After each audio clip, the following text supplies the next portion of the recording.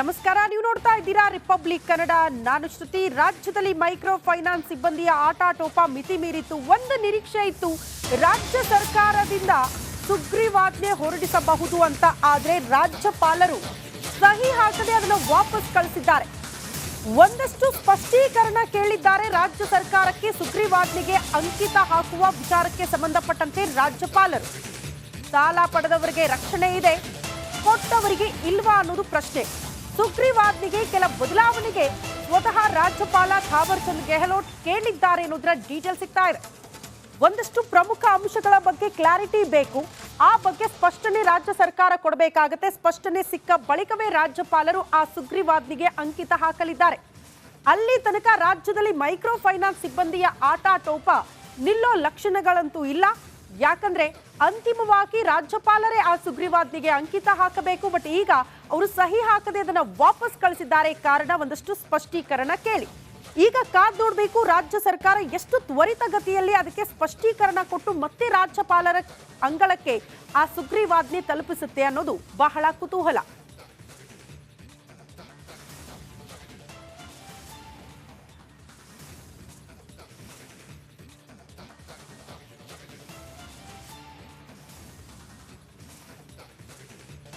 ನಮಸ್ಕಾರ, ನೀವು ನೋಡ್ತಾ ಇದ್ದೀರಾ ರಿಪಬ್ಲಿಕ್ ಕನ್ನಡ. ನಾನು ಶ್ರುತಿ. ರಾಜ್ಯದಲ್ಲಿ ಮೈಕ್ರೋ ಫೈನಾನ್ಸ್ ಸಿಬ್ಬಂದಿಯ ಆಟಾಟೋಪ ಮಿತಿ ಮೀರಿತ್ತು. ಒಂದು ನಿರೀಕ್ಷೆ ಇತ್ತು, ರಾಜ್ಯ ಸರ್ಕಾರದಿಂದ ಸುಗ್ರೀವಾಜ್ಞೆ ಹೊರಡಿಸಬಹುದು ಅಂತ. ಆದರೆ ರಾಜ್ಯಪಾಲರು ಸಹಿ ಹಾಕದೆ ಅದನ್ನು ವಾಪಸ್ ಕಳಿಸಿದ್ದಾರೆ. ಒಂದಷ್ಟು ಸ್ಪಷ್ಟೀಕರಣ ಕೇಳಿದ್ದಾರೆ ರಾಜ್ಯ ಸರ್ಕಾರಕ್ಕೆ. ಸುಗ್ರೀವಾಜ್ಞೆಗೆ ಅಂಕಿತ ಹಾಕುವ ವಿಚಾರಕ್ಕೆ ಸಂಬಂಧಪಟ್ಟಂತೆ ರಾಜ್ಯಪಾಲರು ಸಾಲ ಪಡೆದವರಿಗೆ ರಕ್ಷಣೆ ಇದೆ, ಕೊಟ್ಟವರಿಗೆ ಇಲ್ವಾ ಅನ್ನೋದು ಪ್ರಶ್ನೆ. ಸುಗ್ರೀವಾಜ್ಞೆಗೆ ಕೆಲ ಬದಲಾವಣೆಗೆ ಸ್ವತಃ ರಾಜ್ಯಪಾಲ ಥಾವರ್ ಚಂದ್ ಗೆಹ್ಲೋಟ್ ಕೇಳಿದ್ದಾರೆ ಅನ್ನೋದರ ಡೀಟೇಲ್ ಸಿಗ್ತಾ ಇದೆ. ಒಂದಷ್ಟು ಪ್ರಮುಖ ಅಂಶಗಳ ಬಗ್ಗೆ ಕ್ಲಾರಿಟಿ ಬೇಕು. ಆ ಬಗ್ಗೆ ಸ್ಪಷ್ಟನೆ ರಾಜ್ಯ ಸರ್ಕಾರ ಕೊಡಬೇಕಾಗತ್ತೆ. ಸ್ಪಷ್ಟನೆ ಸಿಕ್ಕ ಬಳಿಕವೇ ರಾಜ್ಯಪಾಲರು ಆ ಸುಗ್ರೀವಾಜ್ಞೆಗೆ ಅಂಕಿತ ಹಾಕಲಿದ್ದಾರೆ. ಅಲ್ಲಿ ತನಕ ರಾಜ್ಯದಲ್ಲಿ ಮೈಕ್ರೋ ಫೈನಾನ್ಸ್ ಸಿಬ್ಬಂದಿಯ ಆಟಾಟೋಪ ನಿಲ್ಲೋ ಲಕ್ಷಣಗಳಂತೂ ಇಲ್ಲ. ಯಾಕಂದ್ರೆ ಅಂತಿಮವಾಗಿ ರಾಜ್ಯಪಾಲರೇ ಆ ಸುಗ್ರೀವಾಜ್ಞೆಗೆ ಅಂಕಿತ ಹಾಕಬೇಕು. ಬಟ್ ಈಗ ಅವರು ಸಹಿ ಹಾಕದೆ ಅದನ್ನ ವಾಪಸ್ ಕಳಿಸಿದ್ದಾರೆ. ಕಾರಣ ಒಂದಷ್ಟು ಸ್ಪಷ್ಟೀಕರಣ ಕೇಳಿ. ಈಗ ಕಾದ್ ನೋಡಬೇಕು ರಾಜ್ಯ ಸರ್ಕಾರ ಎಷ್ಟು ತ್ವರಿತಗತಿಯಲ್ಲಿ ಅದಕ್ಕೆ ಸ್ಪಷ್ಟೀಕರಣ ಕೊಟ್ಟು ಮತ್ತೆ ರಾಜ್ಯಪಾಲರ ಅಂಗಳಕ್ಕೆ ಆ ಸುಗ್ರೀವಾಜ್ಞೆ ತಲುಪಿಸುತ್ತೆ ಅನ್ನೋದು ಬಹಳ ಕುತೂಹಲ.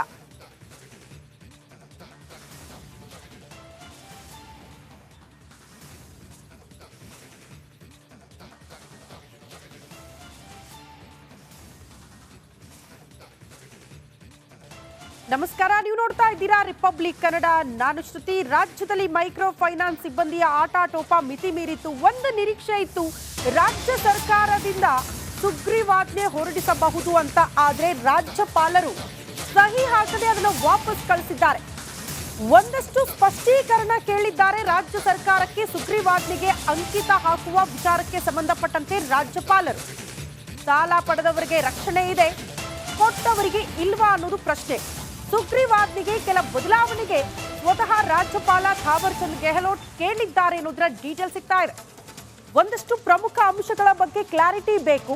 ಆ ಬಗ್ಗೆ ಸ್ಪಷ್ಟನೆ ರಾಜ್ಯ ಸರ್ಕಾರ ಕೊಡಬೇಕಾಗತ್ತೆ. ಸ್ಪಷ್ಟನೆ ಸಿಕ್ಕ ಬಳಿಕವೇ ರಾಜ್ಯಪಾಲರು ಆ ಸುಗ್ರೀವಾಜ್ಞೆಗೆ ಅಂಕಿತ ಹಾಕಲಿದ್ದಾರೆ. ಅಲ್ಲಿ ತನಕ ರಾಜ್ಯದಲ್ಲಿ ಮೈಕ್ರೋ ಫೈನಾನ್ಸ್ ಸಿಬ್ಬಂದಿಯ ಆಟಾಟೋಪ ನಿಲ್ಲೋ ಲಕ್ಷಣಗಳಂತೂ ಇಲ್ಲ. ಯಾಕಂದ್ರೆ ಅಂತಿಮವಾಗಿ ರಾಜ್ಯಪಾಲರೇ ಆ ಸುಗ್ರೀವಾಜ್ಞೆಗೆ ಅಂಕಿತ ಹಾಕಬೇಕು. ಬಟ್ ಈಗ ಅವರು ಸಹಿ ಹಾಕದೆ ಅದನ್ನ ವಾಪಸ್ ಕಳಿಸಿದ್ದಾರೆ. ಕಾರಣ ಒಂದಷ್ಟು ಸ್ಪಷ್ಟೀಕರಣ ಕೇಳಿ.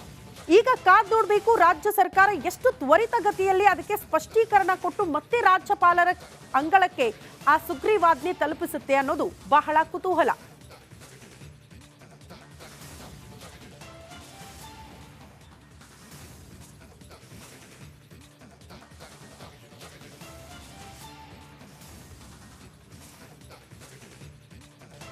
ನಮಸ್ಕಾರ, ನೀವು ನೋಡ್ತಾ ಇದ್ದೀರಾ ರಿಪಬ್ಲಿಕ್ ಕನ್ನಡ.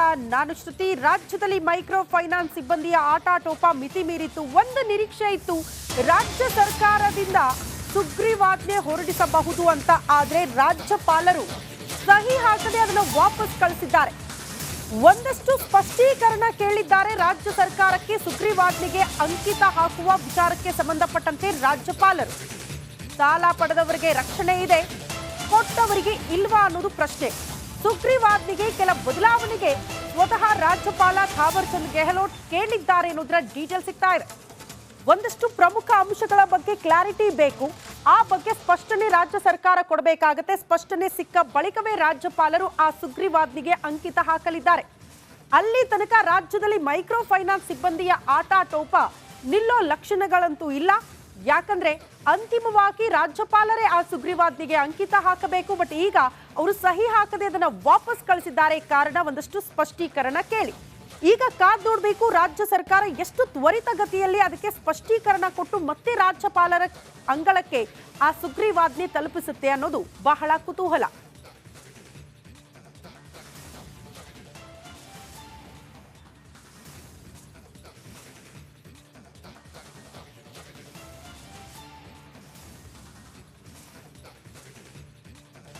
ನಮಸ್ಕಾರ, ನೀವು ನೋಡ್ತಾ ಇದ್ದೀರಾ ರಿಪಬ್ಲಿಕ್ ಕನ್ನಡ.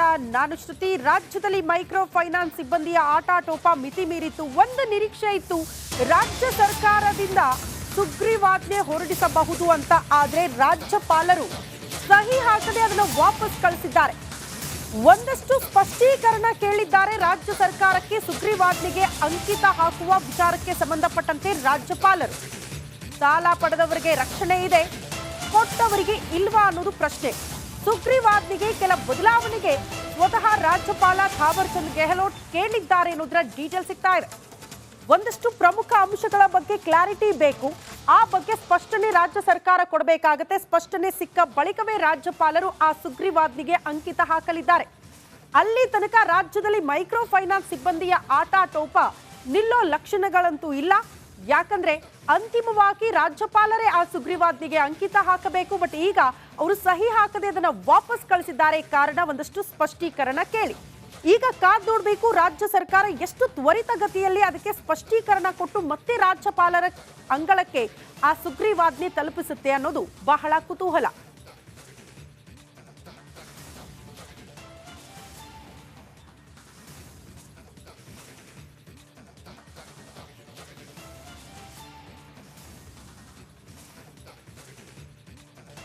ನಮಸ್ಕಾರ, ನೀವು ನೋಡ್ತಾ ಇದ್ದೀರಾ ರಿಪಬ್ಲಿಕ್ ಕನ್ನಡ.